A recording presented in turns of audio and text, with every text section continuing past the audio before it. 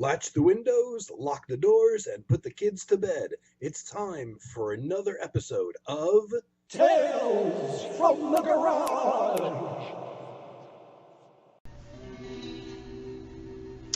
Hey guys, I'm back again. I got a haircut to try to, just for the sole reason of trying to make myself more presentable, so maybe I can get some more views. Felt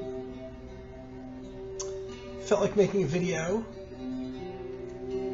because again, I could be surfing the internet, which you can do 24 hours a day actually, or watch TV, and I opted instead to come back out here to my haven, my lovely garage, and do another video, but I'm lazy. So once again, I'm not doing a prepared video. I'm just going to do a vinyl pull, which I actually didn't get to last time, and talk about whatever I pull. So who knows? Maybe I can get beyond 3 vinyls today, depending on which ones I pick. Who knows? So I'm just going to get right to it and talk about whatever it is I pull out.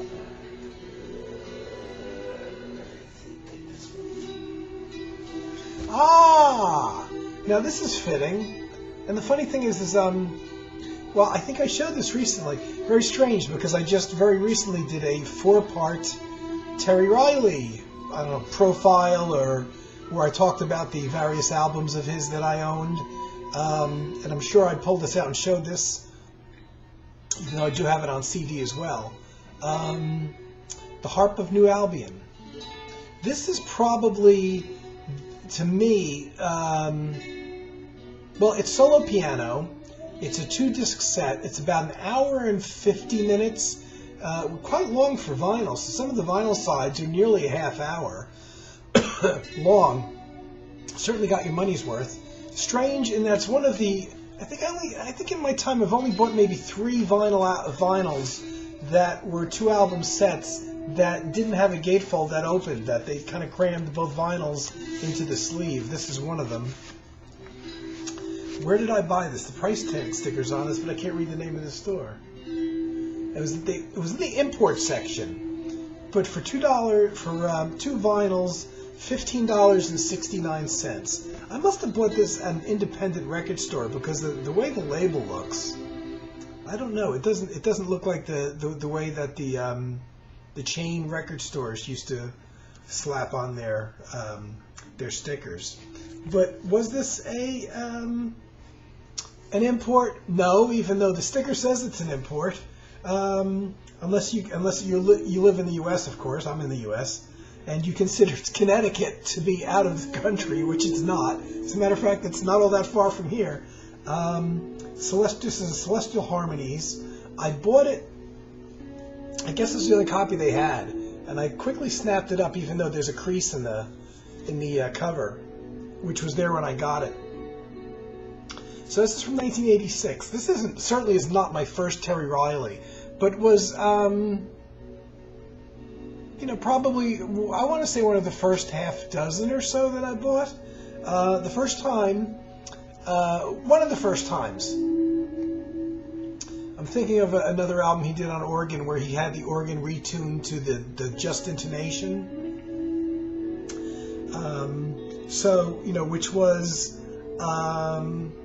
took a little bit of getting used to for the ears. It's a completely different tuning system. Well, here is the first time I heard of the just. I'm not 100% sure if this is just intonation or another tuning system, but it's not the standard system that we're used to, which means that the instrument kind of sounds out of tune. First time I've heard it done on a piano, though, and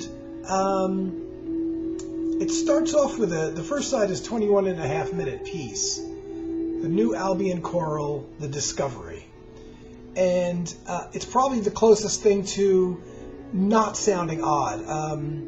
It's in just intonation, but it really does sound like a fairly conventional, almost mainstream kind of piano piece. It seems like with some of these pieces, you notice the alternate version of tuning much more than the other pieces. Some of the pieces, it actually sounds like the piano's flat, like there's wrong notes in there.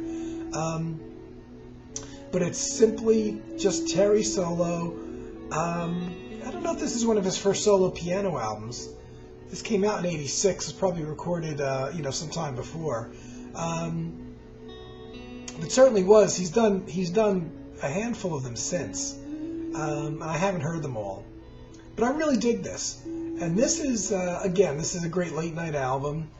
It's a good one to get into just intonation. If you're really up for being adventurous, and you're up for hearing something that's going to sound a little strange at first, even though you're very familiar with the instrument. And I love the cover. I love covers where they have maps like that. Anyway, any kind of map. I can't read maps, but I like the way they look from a visual aesthetic point of view. No, I can't read road maps, as a matter of fact. And there's Terry, minus the beard that he would grow soon.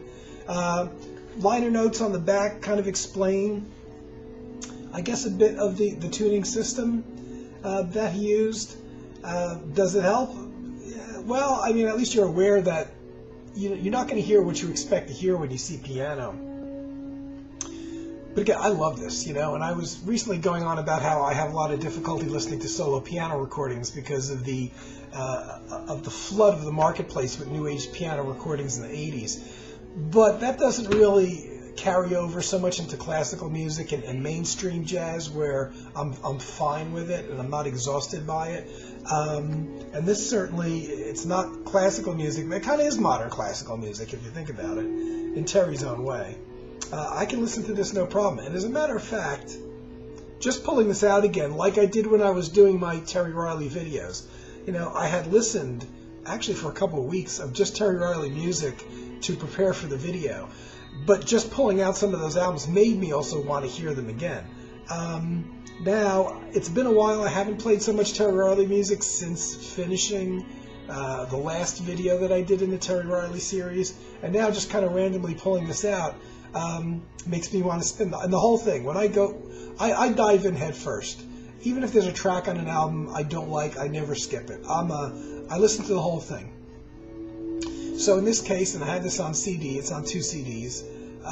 When I put this on, I'm invested for the full hour and 50 minutes or hour and 55 minutes, something like that. But it's got to be, and it will be by the time I get done here. It'll be relatively late. It's got to be a nighttime listen though, something like this. The music isn't all that quiet. He's not exactly banging on the keys Jerry Lee Lewis style either, but it's not real low key. At times maybe it is, but kind of more like classical music. I like the flow of this. For me, it's like the first side is a real easy side. It's probably the easier listening, most easy listening, kind of easy to dive into, and a great way to start, because the album gets a little darker and a little more avant-garde as it goes on. But yeah, I think tonight I'm gonna, when it gets late and I'm all done here, farting around, I think I'm gonna go spin the whole nearly 2-hour thing. It's a great trip. It's a journey. It's like a movie. To me, it's like a movie. Like the way people plop themselves in front of a TV or a movie screen. And I guess the VCers are a lot like that. They can sit, and even with headphones or whatever, kind of just get into music, without needing a visual thing going on, and really kind of be with it. And this is certainly an album that does that. I'm kind of glad it's a 2-record set in a way. A lot of times 2-record sets are a little bit more than you need, but this is like a really good movie that's kind of long. I love this album, and just pulling it out again, like the Keith Jarrett Book of Ways that I did some months ago. I pulled that out, and it was like, oh my God, I got to hear this again. Another expansive, very long 2-record set that I haven't listened to in ages. Pulled it out, made me want to hear it again. So here we go again. Another one.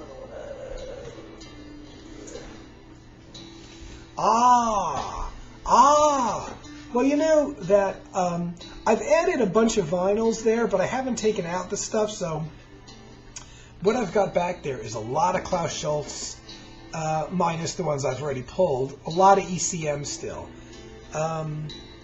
I pulled one of Carm's very favorite ECM records. Can you guess what it is? Gary Burton and Steve Swallow, Hotel Hello, duo album. I love, I talked about it before. My favorite thing are solo albums where one musician goes in and he overdubs and records all the instruments himself. My next favorite thing, duo albums, where two musicians just go in, play all the parts themselves. The interesting thing I never understood, when they put this on CD, the cover image is in black and white. And to me, the entire reason you have this cover image is because of the orange, the sunset there. And I don't understand why the cover image on the CD is black and white. I'll never explain that to me. What can I say about this one? Well, Steve Swallow plays bass, but he also plays piano. And that's the thing that I like about these duo albums or solo albums in general. Because a lot of times you'll have a musician who specializes, like Steve Swallow, in just bass, and you rarely hear him play anything else. So unless he's going to do an all-solo or duo project like this, you're not going to hear him pull out another instrument. So here he actually plays piano as well. Gary Burton, as usual, plays a vibraphone. He also plays marimba, which he does on, maybe a quarter or a third of his recordings in general. He also plays marimba, which is works good in combo with the vibes. A nice alternate sound in there, having a nice percussive woody sound versus the vibes, which rings out more. And he also plays organ on here, which I can't think of another album. Well, there's a Gary Burton album called All Alone, I think it's called. There's some studio overdubbing on that. I'm not sure if he plays organ on that, but if he does, it's one of the rare examples of Gary Burton playing a keyboard on record, at least. So, a whole bunch of tunes written by Steve Swallow. So Gary Burton really doesn't write much.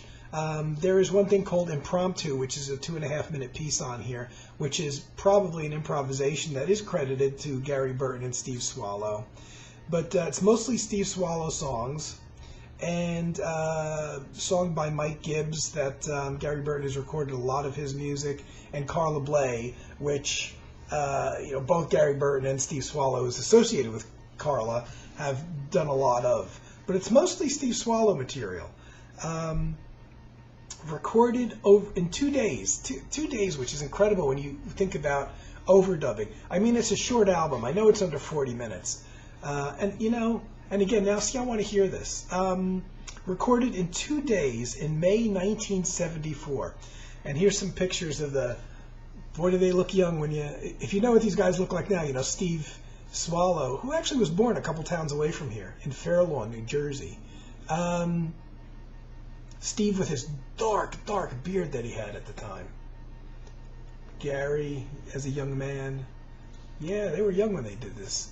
The only negative thing to say about this, I don't really know if you can consider it negative, is maybe that it's I noticed the sound when I bought it. I was already quite a few years into my ECM addiction, and I noticed that the sound wasn't quite as pristine and didn't quite have the depth and clarity of your typical ECM production.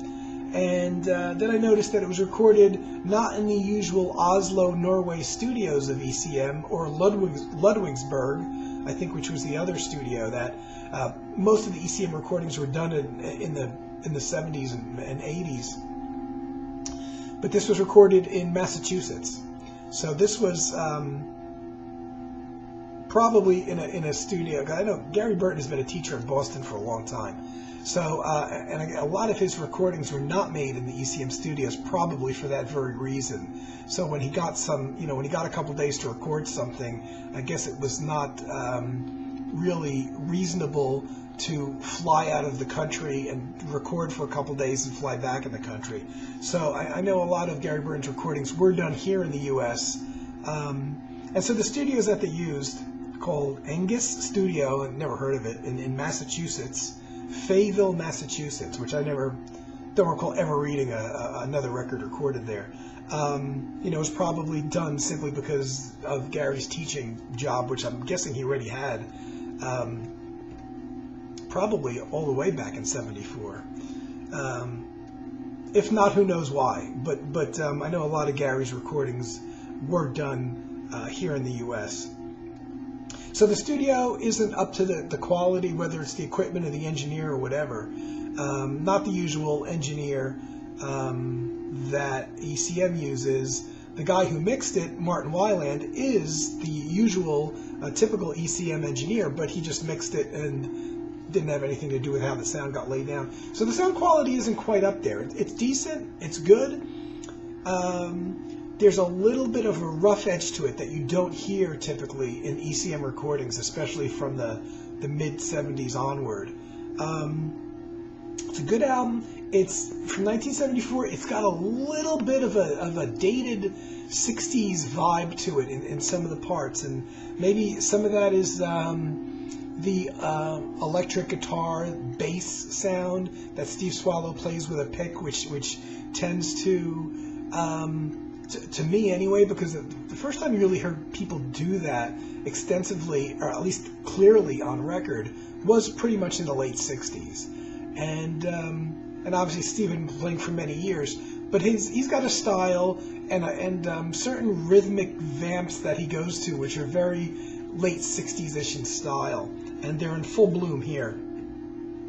So there's a slight late 60s vibe, you know, that was still hanging around in the early 70s, and largely because of these rhythmic vamps that are very much part of Steve. I can remember as late as 1982 hearing Steve Swallow play some of these rhythmic vamps on another Gary Burton recording, and they were still, you know, kind of right out from the 60s, kind of like a rhythm sound that and structure that you would hear basses use from the late 1960s. And I could hear Steve Swallow do that as late as 1982, maybe even beyond that. But here it's in full bloom, and again, you know, we're really not that far past the 60s in 1974. But you know, I just never understood why they used the black and white. Imagine taking that beautiful photo and putting that in black and white, which they did on the CD. It kind of ruins it. But again, you know, it's silly because I pull these recordings and then, you know, of course this is at random, so I didn't know what I was going to pull. I can't really do any preparation. Good album, short, good album. One of Carm's favorites. I'd love to hear Carm's talked about it, mentioned it was one of his favorites. I would love to have him come on and explain why exactly, if you can. I mean, sometimes it's very hard to put into words why you like a recording so much. But again, now see, this is gonna be on tonight's listening. All right, yeah, I'm going back.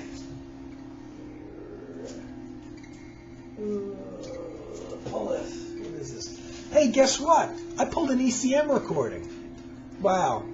Well, I guess this is going to be probably the last one because, what can I say? To me, this is a top 10 album. Not just top 10 ECM. Of course, it's another ECM.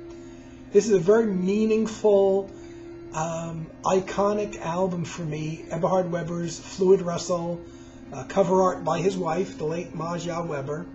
Beautiful. That could have been 6 album covers right there. Recorded in January 1979.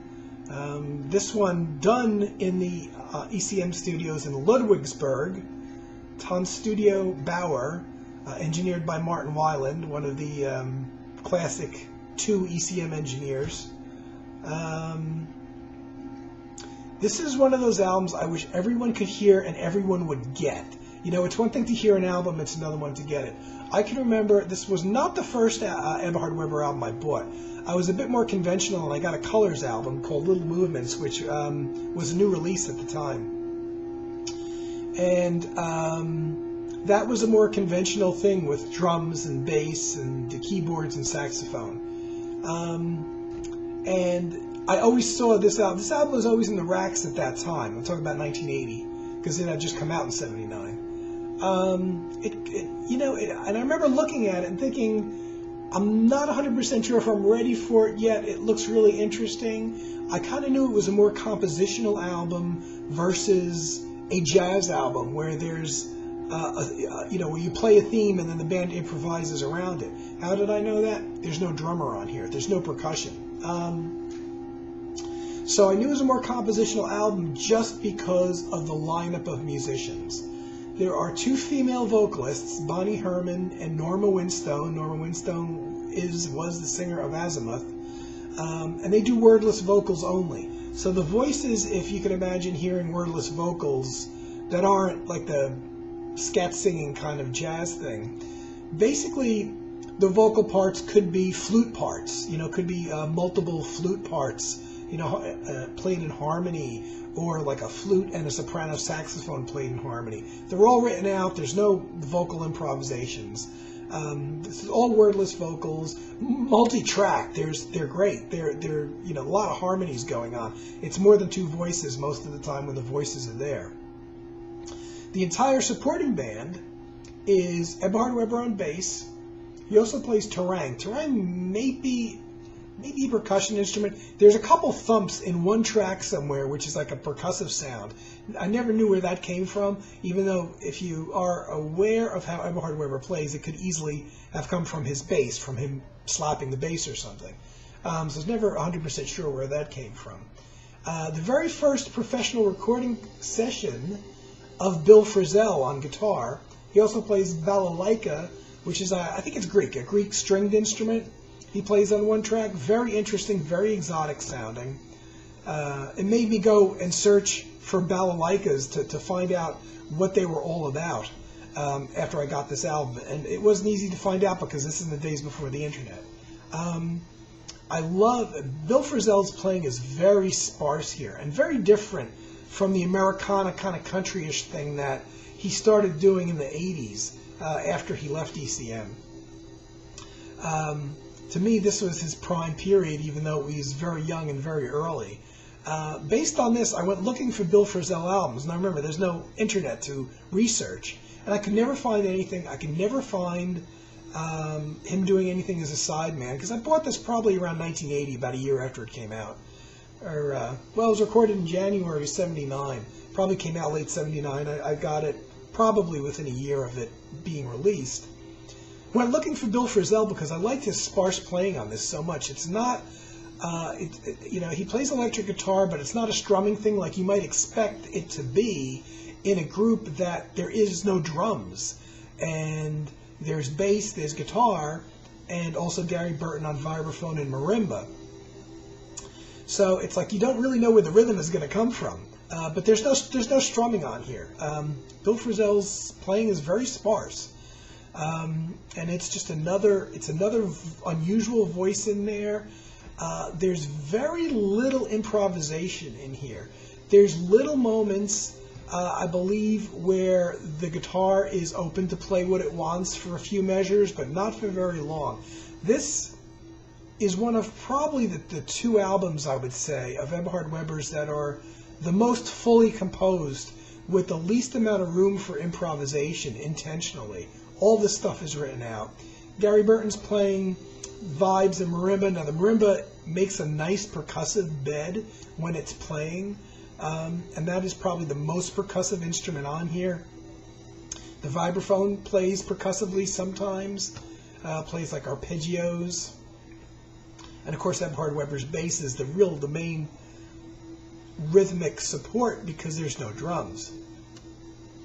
But this is, I wouldn't even say it's, even though if you pick apart each instrument, it seems like it's sparse. When you put them together with, you have three instruments, basically, some overdubbing, I think, on the vibes and marimba at times. And then the voices on top of that, it doesn't come off as sparse. But a lot of voices, there's overdubs on the voice, definitely. But this is a fully composed album. There's one kind of avant-garde track on here called The Pale Smile that runs about 9 minutes on the second side. But there's 3 tracks on the second side and a 17.5-minute track on the first side. That 17.5-minute track is, the bee's knees. It's called Quiet Departures. It's just fantastic. And, when the internet came along, this is one of the albums that I was really curious to see what other people thought of, because at that point I had owned it for, I don't know, 20 years or something, before you started seeing Amazon and online reviews and things like that. And I think a lot of people don't get it. A lot of people don't get this album. and I guess it's the people that are more jazz-oriented, maybe, in that they like to hear a band play a tune and do a lot of improvisation off of a tune, which I love, which Eberhard Weber does in other album projects and groups of his. But this is a fully composed album, so it's more maybe it's more for people like I don't know, like a Terry Riley or Philip Glass. It doesn't sound like their music. I'm trying to come up with something of a contemporary composed music that falls beneath the tracks, and it's very hard to fit into a category. And again, I'm not even sure that if you listen to it, it would be obvious that it's the same guy that recorded an album like The Colors of Chloe, or the 3 albums he made with his quartet, with the Colors Quartet, like Little Movements and albums like that. This is more of a composed album. I love this. It's not really sparse, but the fact that there's no drums in there really kind of opens up the vista of it, and it's a good nighttime listen as well. I guess a lot of music that doesn't have drums in it lends itself better to a late night vibe, because you also tend not to fixate on the drums then in the rhythm. You actually start listening to the other instruments. This is an absolute classic. In terms of, it's so hard for me to rate favorite albums by somebody like this as one of my favorite composers, but this is definitely the first one I always think of as being my favorite. The Following Morning is another one, which is another composed album, but a completely different musical setting, except for another one without drums. But Eberhard's got a few different things he does. He does albums like this. He does the composed type of albums, very little improvisation. He does jazz groupings, where he gets together musicians and there's a lot of improvising on the tracks. And then he's got his kind of solo bass albums, which are a different thing altogether. That's about the 3 areas I would categorize where his work falls into. And there's people that only like the jazz stuff, where there's a band with a drummer that they can follow and a saxophone or that kind of thing, and people are taking solos, and maybe it takes a bit more to get, maybe a bit more of an investment, maybe, to get the composed albums. But if I were to meet somebody who didn't know his music, but they had open ears and they weren't fixated just on the jazz stuff with the improvisation, this is definitely an album I would steer them to. And this is one of those albums. I'm going to start a series soon of albums that I wish everyone could hear, but I also wish everyone could get, because for a lot of people, if you don't have a heavy drum, it goes over their head or they're ignored as background music. This is the kind of thing I wish everyone could hear, but also could get, even if they didn't like it, I think they would appreciate it for its uniqueness. I don't know where he came up with the concept of, using this kind of lineup, no percussion, Gary Burton on the vibes and marimba, which makes sense. I mean, in terms of using vibes and marimba, I'm sure Eberhard Weber thought of that because he had played in Gary Burton's band in the mid-'70s. Don't know how he found, I forgot, there's a story online somewhere about how he discovered Bill Frisell, the guitarist. But he was the right guy to do this, because I think a lot of guitarists wouldn't know what to do in this setting, aside from maybe play rhythm, and do some strumming or something, because there's no drummer there, so make it more percussive. But there's no strumming on here. There's no real rhythmic playing by the guitar. It's all colors. The guitar is just all colors. It's fantastic. It's some of my probably my favorite playing of Bill Frisell, even though there's not a whole lot of him on it, just in terms of him taking up the color palette. He's really just another, kind of like a synthesizer would be coloring the background type of thing. But there's a few favorites I have in terms of Bill Frisell's playing. This is number 1. His first solo album for ECM, done in 1982, called In Line, is another. And I think probably the Jan Garbarek Group's Paths and Prince albums, which was, I think, 1981. Those 3 things are my go-to Bill Frisell when I want to hear him albums. And they're all from the period between or recorded between 1979 and 1982. Well, half hour, so I'm going to stop here. And, I've been doing too many videos, but whatever, I'm bored. Okay, guys, hope everybody's doing well, and hope there was something worthwhile in this video for you, and I will be back from my garage very soon. Take care. Tune in next time for more Tales from the Garage.